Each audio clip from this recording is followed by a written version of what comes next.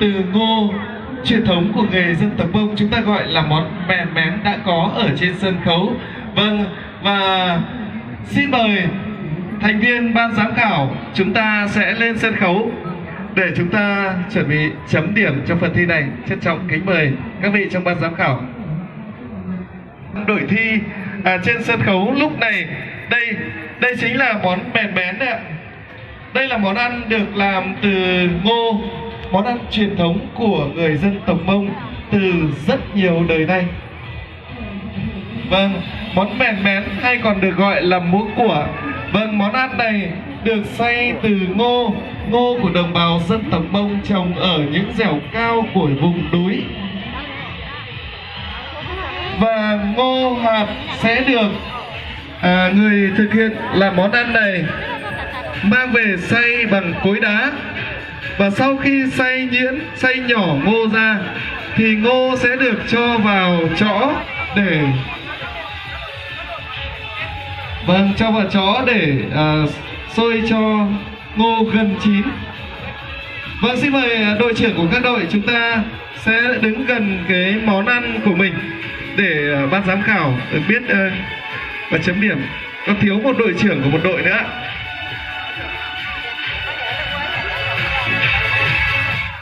Vâng, tôi xin phép được giới thiệu tiếp về món ăn mèn mén. Sau khi chúng ta cho ngô xay vào trong chõ để chúng ta sôi đến lúc ngô gần chín. Quý vị lưu ý là ngô gần chín thì sau đó chúng ta sẽ đổ ra để chúng ta trộn đều ngô với nước. Chúng ta lưu ý nước ở đây là nước trắng để cho ngô và nước được quyện vào nhau dẻo hơn.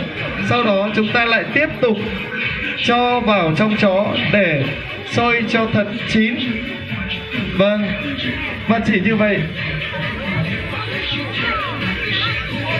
Vâng ạ, bột ngô, chúng ta cho bột ngô vào để sôi cho thật chín. Và khi mà món mèn mén này chín thì chúng ta thấy món mèn mén này rất thơm ngon, và có nhìn vào thì chúng ta sẽ thấy món ăn này nó được xốp lên một chút. Vâng, và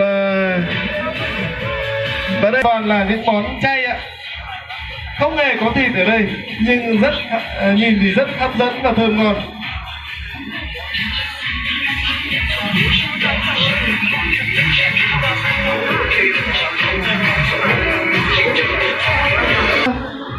Ban giám khảo chấm điểm xong. Nếu ai chưa được thưởng thức món mèn mén bao giờ thì đây là cơ hội để quý vị và các bạn sẽ thưởng thức món ăn này. Vâng, xin phép ban giám khảo và các đội cho MC Trung Kiên cũng muốn được.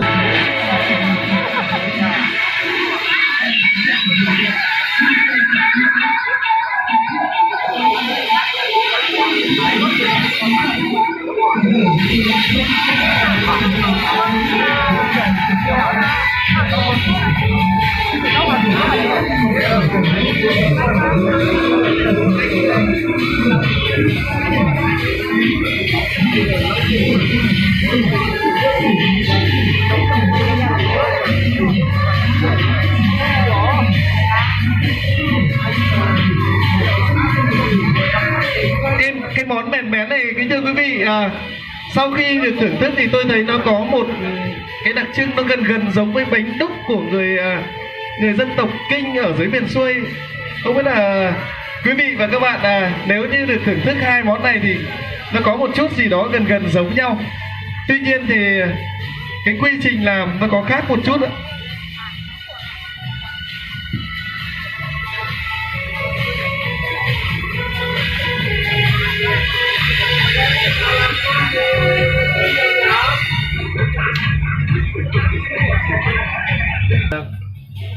Bạn cô sấy cho cháu chơi ua thế nào? Ta chỉ mà mấy tiền nó rồi mà ua tàu cô cá mà máu ít thông rồi ui móm lên thế cá ít thông. Ít tiền nó rồi mà cá thế đó chỉ mà thanh sáng đi. Đấy, là ít tiền nó cá thế chỉ muốn chỉ tớ. Đây thông sao nó bao nhá. Ít chỉ biết chấm điện tao lên từ tàu từ vua đó, từ chỉ tàu là thông cảm đó. Vâng cho cháu hỏi ông thêm một chút ạ. cháu thấy ở trong các mâm rượu này, cái mâm mèn mén thì không có rượu. Theo ông là cái món mèn mén này có thể dùng trong những cái ngày lễ như thế này, chúng ta có được dùng cùng với rượu không?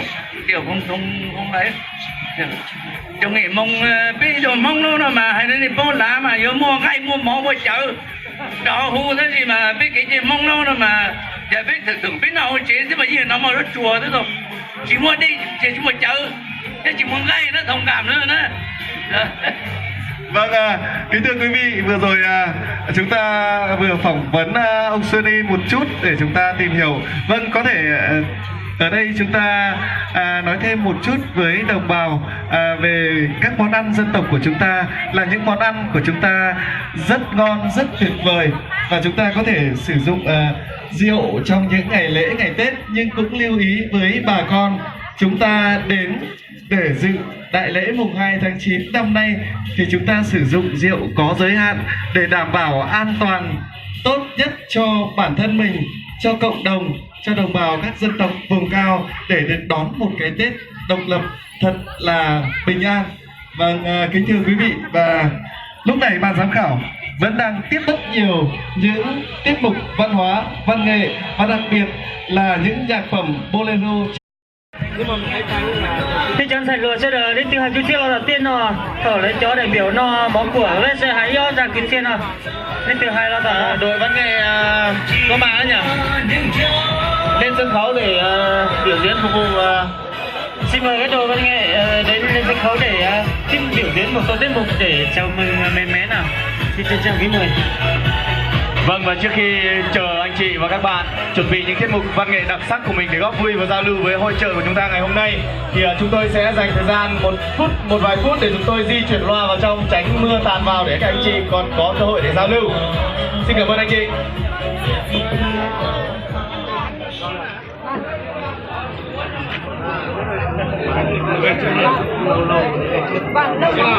Đây là cái món của mình rồi, món của đồng bào mình lớn lên 3 năm, ăn cái này có được 3 năm và muốn ăn được phải ăn cái này trước.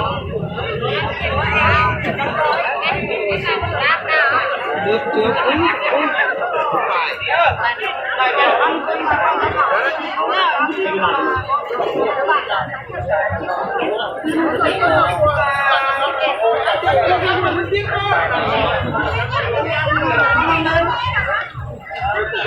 hợp 8 thì nhớ cho nó nhớ đó rồi nhớ đó mình chọn thế hợp 8 sổn nhớ tiêu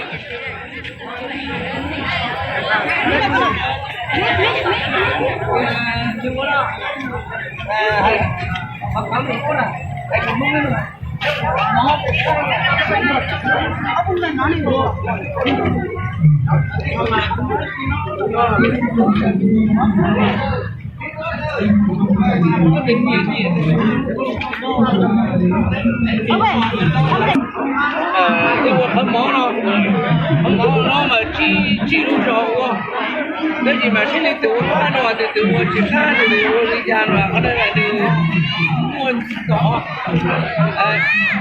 mà đi từ lo mà biết chấm phẩm điểm nó là đi từ món được hay à cái gì mình chỉ tao mua con to mình chỉ tao mua chút giỏ chỉ mua con rùa đấy là phải chấm tim gì đi từ mà đi món được hay à thì mình mua rau mó này mua chùa này mua đi này tiền vân vân đấy là cái chấm xiêm gì báo cáo này sẽ phải mua phải cái đủ đam ở bên cái tiền mông lâu là mà đã lâu cứ lâu đi tiền mông lâu là mà bây giờ no đi nào chỉ giống một mó lâu cháu luôn là mà đi chim mua nó mó quá nó phải nó mó đấy chỉ một cháu còn ngay đó là mà đi khi có cùng luôn luôn mà cái món này cháu chỉ mua mà chỉ nó tỏ nhỉ đi nó giờ phải cái tiền nó đi nó có đất này nó nằm ở đất gì đây nó quả nó đất nó là con gì á nó ở đất gì dốc còn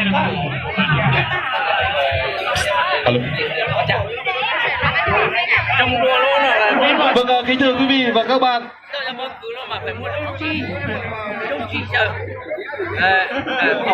tổng bát trò chơi chi chơi của to chơi lỡ mà chơi mặc kén đấy sẽ to lên dư em mua của to hơn ở đây là đắt đỏ nhất mà chỉ mua một cái nồi nó đúng rồi cái nồi đấy món nó là mà chỉ qua chuột gốc người ta trong một đỏ với lục bóng một tấm bóng luôn mới trâu không một đấy trâu quá nó đây là lấy muốn chị đi mà chị nói cho mình chú của ta luôn mà nó khác mình phải nó làm hầu của ý tỏi đấy và chúng tôi muốn nói đến hai đội đầu tiên. Các đội lưu ý, hai đội đầu tiên sau khi MC công bố tên đội thì sẽ bước lên sân khấu để chúng ta chuẩn bị nhận phần thưởng luôn.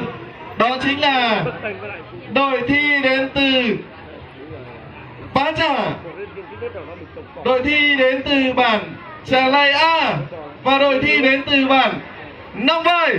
Xin chúc mừng ba đội thi có tên vừa rồi đã giành được giải ba trong phần thi là món men bén. Xin mời ba đội thi bước lên sân khấu. Ba đội đồng giải ba đó là Nong Vai, Bá Trả, Trà Lai A. Vâng, xin mời các chị bước vào phía giữa sân khấu.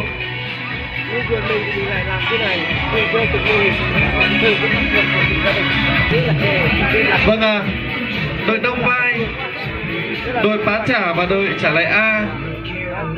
Đội trưởng của đội tiếp theo đâu ạ? Xin mời.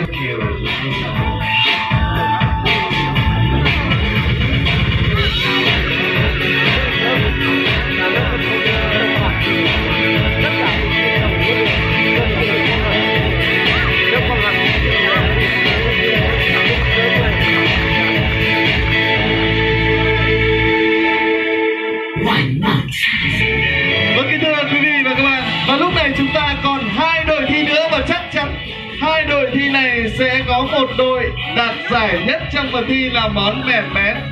Đó chính là đội thi đến từ bản Pha Khuông và đội thi đến từ bản Sa Nhá B. Vâng, tôi xin công bố điểm của hai đội như sau.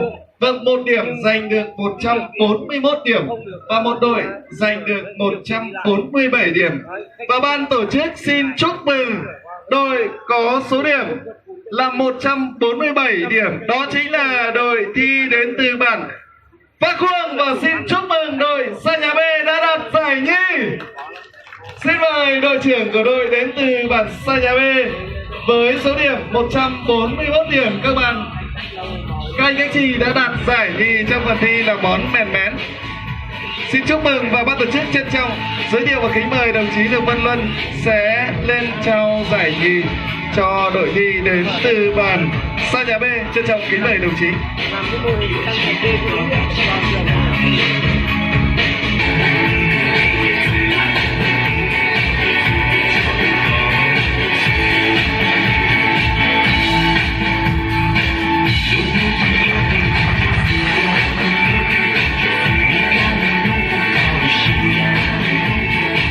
Vâng, và tiếp theo ban tổ chức xin mời đội đến từ bản Pha Khuông đạt giải nhất sẽ lên sân khấu để nhận giải cho đội thi của mình. Ban tổ chức xin được trân trọng giới thiệu và kính mời lên sân khấu đồng chí Thảo A Súa, Phó Bí thư huyện ủy, Chủ tịch Hội đồng Nhân dân huyện sẽ lên trao giải nhất cho đội thi đến từ bản Pha Khuông. Trân trọng kính mời đồng chí.